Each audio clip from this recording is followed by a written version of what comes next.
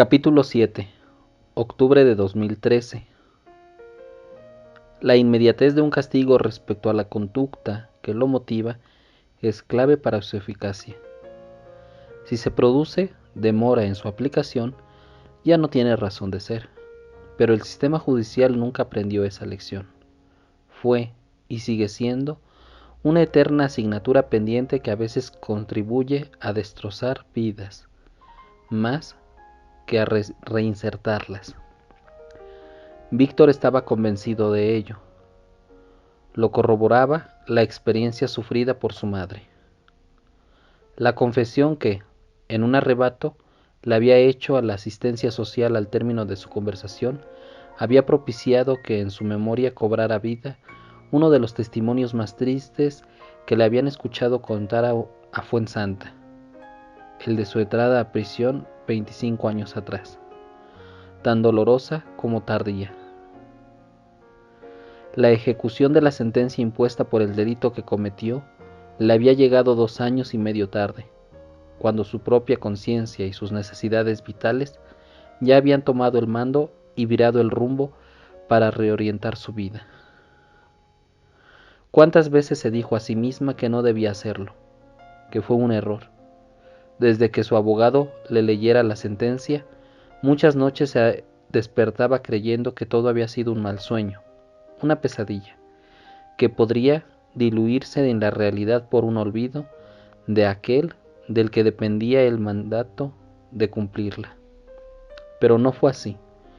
Los 6 años de pena impuesta por el juez vagaron por su vida como un fantasma que se siente, pero no se deja ver, hasta materializarse en la pareja de policías que una mañana apareció anunciándole su inminente ingreso en prisión. Arañó los días y les arrancó las horas para tratar de poner en orden lo que dejaba atrás, con la rabia acristalada en su piel por tener que saldar a destiempo su deuda con la sociedad. Un delito no puede quedar impune. Tantas veces escuchó esa frase de boca de la justicia y de quienes la representaban que llegó a asumirlo. Pero lo crucial era el cuándo y también el cómo, porque todo había cambiado. Sus circunstancias eran distintas y la relación causa-efecto ya no era lógica ni coherente. Era como prescindir de la reina en una partida de ajedrez, cuando en realidad se había comido en la partida anterior. Llegó a las puertas del centro penitenciario Sevilla en octubre de 1988, con la angustia cuarteándole las entrañas. Las imágenes carcelarias mostradas en las películas, las relaciones antisociales de las reclusas con sus habituales reyertas y el llanto de su hija de 3 años extendió los brazos hacia ella al abandonar la casa la asfixiaban. Se sentía como un pez boqueando en los momentos previos a su muerte, tras sacarlo de agua, antes de traspasar la frontera del nuevo mundo y los ojos inundados, se volvió hacia Salvador. Le temblaban el mentón y los labios. Él, afectado, levantó la mano en señal de despedida, y Fuensanta se echó ambas manos al vientre, en el que ya gestaba su segundo hijo, implorándole con la mirada que cumpliera todo lo que había prometido. Rota por dentro. Las náuseas y las arcadas secas la estuvieron acompañando durante las primeras semanas de estancia en prisión. En casa habían sido menos frecuentes y más llevaderas. Algo de picar para aplacar el estómago las mantenía en calma. Allí, el olor que emanaba de algunas de las celdas y la imposibilidad de comer cuando lo precisaba agravaban su estado, sin olvidar la congoja de la que no podía desprenderse, acentuada al advertir que la separación maternal la haría perderse los mejores años de la infancia de sus hijos, poniendo además en peligro el cariño que los pequeños pudieran sentir hacia ella. No hay culpa más invaliente que la que una se echa a sí misma. A Fuensanta, la de madre desnaturalizada, le pesaba como una sentencia más desde el mismo instante de la separación, pero la opción alternativa de mantener a su hija con ella la aterraba. Firmar un pacto de cariño y convivencia materno-filial a cambio de privarla de su libertad le parecía cruel. Maldita ambivalencia, maldita incompatibilidad. Cada día deambula por las estancias de la prisión sujeta a una disciplina encorsetada, rígida como una argolla, una rutina inalterable entre muros espesos que vetaban el alcance de la visión. Su mundo era un reducto ínfimo de cuanto existía, una isla diminuta en la que ni siquiera podía disfrutarse de la sensación de libertad que te ofrece observar el horizonte a miles de kilómetros de distancia. Y en el seno de ese cosmos fortificado, ella, como una marioneta movida por manos ajenas, como una muñeca en una casita infantil sujeta al arbitrio y a la voluntad de su dueña, y acompañada por otras tantas que, de igual forma, formaban parte de una misma puesta en escena, y con las que estaba obligada a convivir y a entenderse sin haberle sido dada opción de elegir. Apenas hablaba, apenas se comunicaba con las demás reclusas. El miedo irracional a no ser aceptada o a cometer un error en el trato hacia ellas, que le abocara a ser rechazada, la mantenía prácticamente aislada. Solo intercambiaba algún diálogo esporádico con su compañera de celda, Abigail, una colombiana a la que había caído 9 años tras ser detenida en Barajas con polvo blanco en la maleta, y que tiempo atrás había sido trasladada desde el centro penitenciario de Alcalameco. Al conocer su delito, Fuensanta había estudiado su rostro minuciosamente, buscando rasgos comunes a los de las demás reclusas en un intento de comprobar si es verdad que la cara es el espejo del alma. Ojeras, ceños fruncidos, arrugas enmarcando labios que no entendían a una cuestión de edad, miradas sin brillo, vacías, rabiosas, apáticas, nostálgicas o acusadoras hasta provocar enfrentamientos nacidos de la exasperación, de la impotencia, de la lucha por el poder ilusorio que les permitiera sentirse alguien en un lugar donde no era nada. Estoy hasta los cojones de que la gente piense que somos escoria por estar aquí. ¿Qué mierda sabrán ellos de nosotras? Escuchaba ese cántico con frecuencia y la hacía cuestionarse si en verdad merecían estar encerradas. ¿Cuál habría sido la gravedad de su delito? Y lo peor de todo, ¿qué pensarían también de ella quienes supieran que estaba allí? La puerta de la celda se cerró a las 8 en punto y su impacto metálico restalló en su pecho. Abigail no se inmutó. Comenzó a desnudarse sin rubor, de espaldas a Fuensanta mientras ésta se sentaba en el filo de su cama, mirando a la nada, percibiendo el trote de su respiración, como si el espacio en su pecho también fuera escaso. Deberías apuntarte a algo. Abigail rompió el silencio sin mirarla. A alguno de los talleres. El de confección está chévere. Ir al gimnasio, a la biblioteca. A mí no me gusta leer. Me cuesta mucho, pero si no haces nada te volverás loca. El día es muy largo para pasártelo comiéndote la cabeza a toditas las horas. Dejó caer la camiseta con la que dormía sobre su cuerpo joven, bien formado y torneado. Se dio la vuelta en dirección a Fuensanta y le mostró la cicatriz que recorría su vientre desde el ombligo hasta el pubis. Fuensanta fijó la vista en ella. No imaginaba que su compañera de celda también hubiera sido madre. Sus rasgos pueriles no la delataban.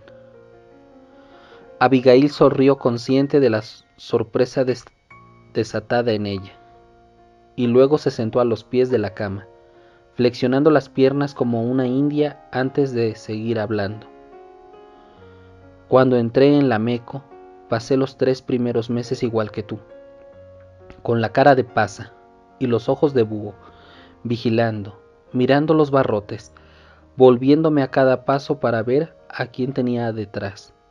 Los recuerdo como si fueran siglos. Por la noche, cuando oía a mi compañera roncar, lloraba, y lloraba hasta que no podía más, achatada sin saber cómo iba a soportar estar encerrada 9 años.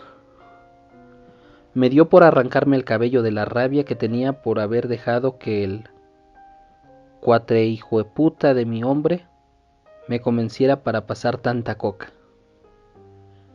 ¿Era la primera vez? No, ya lo habíamos hecho antes, varias veces, pero poca cosa, aunque lo bastante como para evitar enviar dinero allá, a mi país, y poder vivir aquí decentemente. Fuensanta se encogió de hombros y con el rostro dibujó una incógnita que Abigail entendió bien. ¿Ves que no pasa nada y sigues? Es fácil. Te dices, y allá hay mercancía para traer. Te vuelves ambicioso. Piensas que si arriesgas un poquito más y das un golpe bueno, te puedes retirar con bastante plata. Él quería regresar a Colombia y allá no hay nada para trabajar. No quería irse con las manos vacías.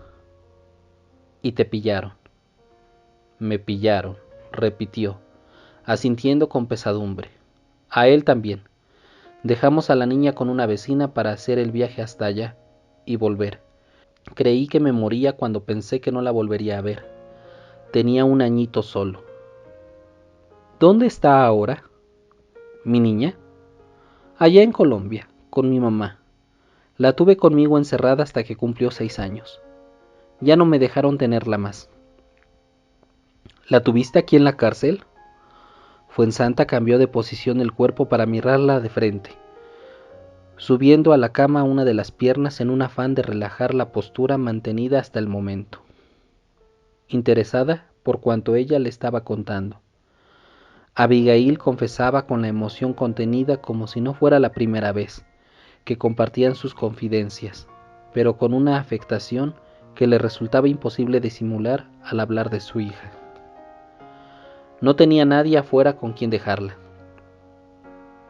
A mi vecina le salió un trabajo de interna en una casa, y toda mi familia está en mi país. Alfredo y yo nos vinimos con sus padres hace bastante años, pero ellos ya se volvieron. No querían morir lejos de su tierra. Me dijeron que se harían cargo de la niña, los servicios sociales, que la entregarían en acogida y podría recuperarla al salir. Pero no me fiaba.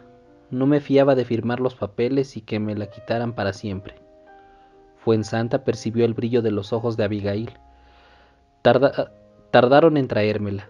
La burocracia esa, o como carajo se llame, que si hace falta un escrito para solicitar a la niña, que si tienen que hacerte un examen para ver que no estás malita y que no estás loca, o con algo en la cabeza que pueda dañarla, que si falta el informe positivo de la trabajadora social, que si tiene que autorizarlo la dirección de la cárcel, que si hay que mandarlo al fiscal del menor. Me propuse ir al gimnasio para soltar la rabia y la pena, porque la espera me iba a volver loca. No podía parar de pensar. Estaba muerta de miedo, y sola, jamás se me había sentido tan sola, tan huérfana. Me dormía pensando que si no despertaba no le importaría a nadie. Nadie vendría a buscarme. Ni siquiera mi nenita me echaría en falta, porque se le habría olvidado quién era yo. Abigail se levantó y se enjugó las lágrimas, refrescándose el rostro con agua fría. Fuensanta carecía de recursos para consolarla. No disponía de argumentos ante una historia que parecía repetirse en más de una interna y que auguraba lo que bien podría ser una situación similar a la que ella debería de enfrentar.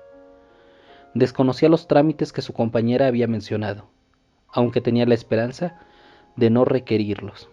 Mantener a los hijos en prisión le parecía un horror, pero tampoco creía poder soportar la separación de Aroa. No se veía capaz de convivir con su carencia afectiva, con su ausencia permanente, ni poder acunar maternalmente a quien estaba por llegar. ¿Te alegraste de haberla tenido contigo?, se atrevió a preguntar. Por mí sí, por ella no, contestó Abigail. O no sé, braceaba mientras deambulaba por la celda a los pies de la litera. ¿Cómo sabes si tienes que alegrarte o no? ¿Cómo sabes si no estás errando? Tienes que elegir, decidirte por una opción, y nunca sabes si la otra hubiera sido la mejor. No puedes comparar. ¿No es horrible que tengan que vivir aquí metidos, sin libertad, sin jugar, sin poder disfrutar de todo lo que hay afuera? ¿Cuántas cosas se pierden mientras están aquí?, cuestionó Fuensanta. ¿Y que pueden aprender de lo bueno rodeados de tanta escoria? No quiero decir escoria, se excusó. Pero no somos un ejemplo a seguir, Abigail, por mucho que queramos. Pero somos sus madres. Nadie los va a cuidar mejor que nosotras. Y todo lo que no podemos tener aquí, insistió. ¿Crees que todo lo que hay fuera es bueno? Hay libertad. La libertad nos ha traído aquí, Fuensanta. Como hemos vivido ahí fuera, no sé tú, pero mi vida era una boñiga. Estábamos pelaos, sin nada para mantener a la niña. Todo lo que hay en la calle no es mejor que esto. Colegios, amigos, parques, lugares, cosas con las que jugar y las de las que aprender. Abigail se sentó en el suelo, tomándose un respiro ante una conversación que sin duda la sobrepasaba. Aún la carcomía la duda de haber tomado la decisión acertada. Flexionó las piernas acercándose al pecho y apoyó la espalda contra la pared desnuda en la celda. Se alisó el pelo con ambas manos y miró hacia la puerta. Mi bebita lloraba cada vez que oía el ruido de la puerta al cerrarse. Se asustaba. Caminaba hasta que llegaba a ella y le daba manotazos para que la abrieran, porque quería correr y en la celda no había espacio. Me costaba mucho entretenerla, sobre todo en la tarde. Ya no sabía a qué jugar con ella. Se desvelaba con la megafonía y después ya no podía agarrar el sueño otra vez. Aprendió a acercarse a la puerta en los recuentos para que la vieran, como hacía yo, y hasta llegó a preguntarme con 5 años por qué tenía que hacer siempre lo que me mandaban las mujeres, señalándome a las funcionarias. Lo peor vino cuando una ONG empezó a ir a la prisión para sacar a los niños de la calle los fines de semana. Los llevaban al parque para jugar y hacían actividades y juegos con ellos. Decían que eso era muy bueno para los niños, pero mi hija lloraba y pataleaba porque no quería ir con ella. Hizo un gesto de ironía. Creo que fue entonces cuando empezó a darse cuenta de que algo no era normal, de que había más mundo que este y yo no estaba en él. Déjalo, Abigail, no sigas. No quiero recordártela de verdad. No quiero hacerte pasar un mal rato por mi culpa. Abigail la ignoró. Necesitaba justificarse. Tal vez fui egoísta, prosiguió, pero no cambio sus abrazos, sus besos, sus sonrisas al despertarse. La felicité en sus cumpleaños y comí tarta con ella. Escuché sus primeras palabras, pude cuidarla cuando se ponía enferma, cuando tenía fiebre, y le contaba cuentos para dormir. Con 5 años, cuando me veía despierta en la noche, me abrazaba fuerte y me los relataba ella a mí. Y nos quedamos dormidas las dos, abrazaditas. 2 lágrimas resbalaron por sus mejillas. Las apartó con el dorso de su mano. La privé de muchas cosas, puede que sí. Pero yo no hubiera podido pasar todos estos años encerrada entre estos muros si ella no hubiera estado conmigo. Y ahora se derrumbó en un llanto amargo. La he hecho tanto de menos, Diosito, qué injusta es la vida. Ella es inocente, no tiene que cargar con la culpa de lo que hice yo. Tenía que haber estado aquí, pero yo soy su madre, y tampoco es justo que no pueda tenerme a su lado. Fuensanta se atrevió a abrazarla arrodillada en el suelo frente a ella, sorteando su vientre hinchado. Le faltaba oxígeno. ¿Cuántas cosas cambiaríamos si no volviéramos a empezar, verdad? Dejaron transcurrir unos minutos hasta desenredar el aire, que había dejado hecho nudos a su alrededor. Abigail posó sus manos sobre el vientre de Fuensanta. ¿De cuánto estás? De 6 meses. ¿Ya pensaste lo que vas a hacer? Eso creía, pero después de escucharte, ¿tienes alguien fuera con quien dejarlo? ¿Alguien que lo vaya a querer? Su padre. Abigail asintió, no quiso inmiscuirse en su decisión. Demasiado lo había hecho ya con su alegato sentimental. Si al final decides tenerlo aquí, ¿me dejarás cuidarlo contigo? Mientras vas al taller de confección, ya tú sabes, a hacer algo útil podrías dejármelo. Eso está hecho. Tienes que ser una buena madre. Yo le enseñaré a decir las primeras palabras, dijo Abigail, esbozando una sonrisa brillante. De acuerdo, pero nada de... ¿Cómo es eso que dijiste antes? ¿Esa palabra fea? Cuatrehijueputa, repitió Abigail. Esa, exclamó Fuensanta, haciendo aspavientos con los ojos. Nada de insultos ni palabrotas, aunque a mí, si me puedes enseñar unas cuantas para renovar mi repertorio, suena bien. Pendejo, malparido, cochambrudo. Espera que las apunte, tengo muy mala memoria. Rompieron a reír. El rostro de Abigail se diluyó en ese trance lento que abandonaba el sueño hasta alcanzar la vigilia bajo un estado de sedación. Fuensanta se sintió aliviada al contemplar la ventana con los pájaros entreabiertos, frenando la luz. No había rejas. Un intenso cielo azul y el olor a sal ubicaron a la ciudad en la que estaba. Un bote de suero adherido a su vena la devolvió al hospital y la imposibilidad de moverse con libertad en la cama activó el recuerdo de lo que lo había llevado hasta allí. Miró hacia la puerta ansiando ver alguna cara familiar, que la pudiera hacer sentir de nuevo en casa, que le ahuyentara el terror experimentado durante el sueño al evocar la etapa en la que estuvo presa. Pero estaba encerrada, odiaba las puertas cerradas, aunque en el murmullo que provenía del exterior era mucho más alentador que el eco de las pisadas, de las voces y de las órdenes dadas en los funestos pasillos de una prisión.